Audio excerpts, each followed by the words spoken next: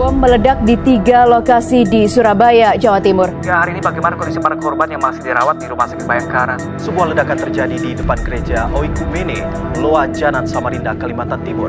Ledakan terjadi sekitar pukul 10:15 pagi tadi, waktu Indonesia. Pelaku ditangkap dalam kondisi luka.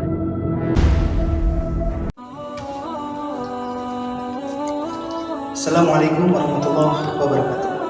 Kenalkan, nama saya Muhammad Agung Gufroni, mahasiswa Komunikasi Penyiaran Islam Universitas Sunan Kalijaga, Yogyakarta. Aksi terorisme sudah seringkali terjadi di panggung sandiwara dunia ini. Sudah tak terhitung berapa kali terorisme terjadi di dunia ini. Berapa banyak korban jiwa dan berapa banyak kerugian yang terjadi setelah kejadian aksi terorisme. Lantas apa arti dari kata terorisme sesungguhnya? Terorisme berasal dari kata terere dalam bahasa Latin yang memiliki arti gemetaran atau menggetarkan. Dalam Kamus Besar Bahasa Indonesia, aksi terorisme memiliki makna yaitu sebuah usaha untuk menimbulkan rasa ketakutan, kengerian, dan kekejaman sehingga memberikan sebuah pengaruh terhadap banyak sekali hal di dunia ini yang dilakukan oleh seseorang atau sekelompok golongan manusia. Dalam pengertian perang, aksi terorisme memiliki makna yaitu sebuah serangan-serangan yang terkoordinasi dengan baik sehingga menimbulkan rasa takut dan juga menimbulkan korban jiwa yang dilakukan dengan cara pengeboman atau bom bunuh diri.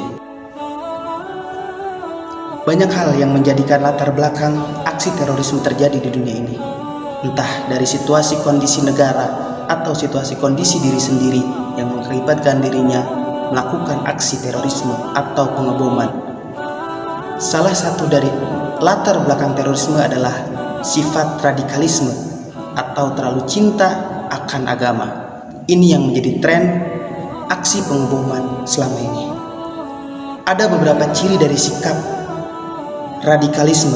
Yang pertama adalah intoleran, yaitu tidak mau menghargai orang lain. Yang kedua adalah sifat fanatik, yaitu merasa benar sendiri dan menyalahkan yang lainnya. Yang ketiga adalah eksklusif, yaitu dia selalu membedakan diri sendiri dari kaum yang lain, merasa bahwasanya golongan dia lebih baik daripada golongan yang lain. Dan yang terakhir adalah sikap revolusioner, yaitu cenderung melakukan kekerasan untuk mencapai sebuah tujuan. Sejak tahun 2001, tragedi demi tragedi teror bom bunuh diri semakin terjadi. Nama-nama yang menjadi pelaku sudah sering kita dengar. Ada Atta dan kawan-kawannya yang tubuhnya menjadi debu bersama pesawat dan bangunan Twin Tower WTC. Lalu ada Amar Sani yang tubuhnya tercabik-cabik di Hotel JW Marriott, dan juga ada Kepala Salik Firdaus yang terkapar di atas sofa di bom Bali 2, dan nama-nama lainnya yang melakukan aksi bom bunuh diri di bom Bali 1 dan lain sebagainya. Yang membuat kita sedih adalah alasan yang mereka katakan saat melakukan aksi bom bunuh diri, yaitu mereka mengatasnamakan Allah Subhanahu wa Ta'ala dan agama Islam. Lantas benarkah bahwasanya mereka melakukan itu semua dikarenakan Allah Subhanahu wa Ta'ala, atau yang sering kita katakan jihad fisabilillah? Jika benar, lantas mengapa mereka melakukan hal sekeji itu padahal Allah Subhanahu wa Ta'ala dan Rasulnya tidak pernah mengajarkan hal demikian? Jika tidak, lantas apa yang menjadi latar belakang mereka melakukan hal sekeji itu? Niat terdapat dalam hati, hanya dirinya lah dan Allah yang tahu. Islam, the religion of terrorists, adalah sebutan yang kita dapatkan setelah tragedi luar biasa terjadi. 11 September 2001 menjadi tanggal yang memilukan bagi orang-orang Amerika khususnya dan umat muslim pada umumnya. Karena pada tanggal ini orang-orang Amerika kehilangan begitu banyak orang-orang yang dicintai, sedangkan umat Islam bersedih karena tragedi ini terjadi akibat sekelompok umat muslim. Setelah tragedi ini, Bom bunuh diri menjadi tren baru di dunia. Bom bunuh diri menyebar luas ke seluruh penjuru dunia hingga sampai ke Indonesia. Di Indonesia sendiri, rentetan tragedi terjadi. Bom Bali 1 dan 2, bom JW Marriott, bom kedubes Australia. Lalu ada bom yang terjadi di gereja yang terletak di Surabaya dan Sidoarjo. Rentetan ini terjadi akibat mengatasnamakan jihad fisabilillah. Ambrozi dan kawan-kawannya begitu mudah mengucapkan takbir saat melakukan aksi bom bunuh diri. Sikap radikalisme dan terorisme yang dilakukan dengan kekerasan, kekejian, dan kebengisan untuk menimbulkan rasa takut pada manusia jelas bertentangan dengan ajaran agama Islam. Lantas benarkah orang yang mati saat bom bunuh diri termasuk ke dalam syahid? Perlu kita luruskan bahwasanya orang yang meninggal saat bom bunuh diri bukanlah orang yang sedang melakukan jihad fisabilillah atau disebut dengan mujahid. Kata jihad berasal dari bahasa Arab yaitu jahada, yajhadu, juhdan, jihadan yang memiliki arti mengerahkan segala tenaga untuk mencapai suatu tujuan. Dalam pengertian Islam, jihad fisabilillah adalah mengerahkan seluruh tenaga kita untuk membela dan mempertahankan agama Allah Subhanahu wa taala di muka bumi ini. Tidak ada kata untuk menyerang, yang ada hanyalah untuk mempertahankan dan melindungi. Tidak ada perintah untuk menyerang kecuali mempertahankan diri sendiri dalam keadaan yang terancam.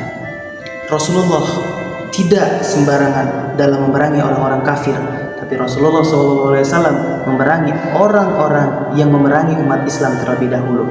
Inilah yang Allah ajarkan kepada Rasulullah dan yang Rasulullah ajarkan kepada kita semua.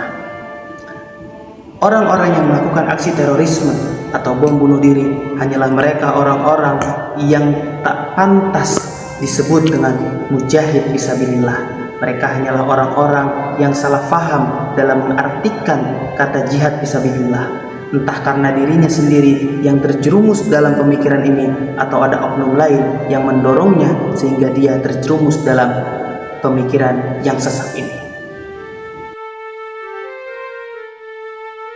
Catat bahwasanya Islam jaya bukan dengan kekerasan atau dengan perang, tapi Islam jaya karena Islam memperkenalkan kepada kaum-kaum kafir bahwasanya Islam penuh dengan kedamaian dan kesejahteraan. Kita lihat bagaimana Rasulullah SAW mengubah kota Mekah dan Madinah yang tadinya penduduk penuh pertikaian menjadi penduduk yang cinta damai dan penuh kesejahteraan. Kita lihat Andalusia menjadi saksi bisu bahwasanya umat Islam memberikan kesejahteraan, di mana ketika Eropa penuh dengan pertikaian, Andalusia menjadi kota yang paling terang. Lalu kita lihat Al-Fatih, bagaimana ketika beliau berhasil menguasai Konstantinopel, beliau tidak asal menyerang, tapi beliau memberikan kebebasan kepada seluruh penduduk untuk memegang keyakinannya masing-masing. Inilah bukti bahwasanya Islam menjadi rahmatan lil alamin, memberikan kesejahteraan, memberikan perdamaian, bukan hanya kekerasan yang menjadi aksi terorisme selama ini. Sudah dapat kita simpulkan bahwasanya Islam bukanlah agama terorisme. Islam dan terorisme adalah dua hal yang berbeda. Islam mengajarkan kita perdamaian dan kasih sayang, sedangkan aksi terorisme memberikan kita rasa takut yang luar biasa karena akan aksi kekerasan dan kekejaman serta lain sebagainya. Dan perlu kita catat bahwasanya sejarah mengatakan aksi terorisme terjadi bukan hanya karena agama, tapi juga karena politik, negara, dan lain sebagainya. Dan yang melakukan aksi terorisme bukan hanya penganut agama Islam, tapi juga penganut agama-agama yang lainnya. Untuk memberantas aksi terorisme yang begitu kompleks dan menyulitkan ini, kita harus saling bahu-membahu untuk memberikan hal-hal positif kepada lingkungan sekitar kita, baik itu dalam lingkungan keluarga, lingkungan sekolah, ataupun lingkungan masyarakat. Dan kita sebagai umat muslim khususnya untuk senantiasa mempelajari kembali akan arti sesungguhnya jihad fisabilillah dan juga kita membaca atau mempelajari kembali jejak Rasulullah dan para khalifah dalam menyebarkan ajaran Islam.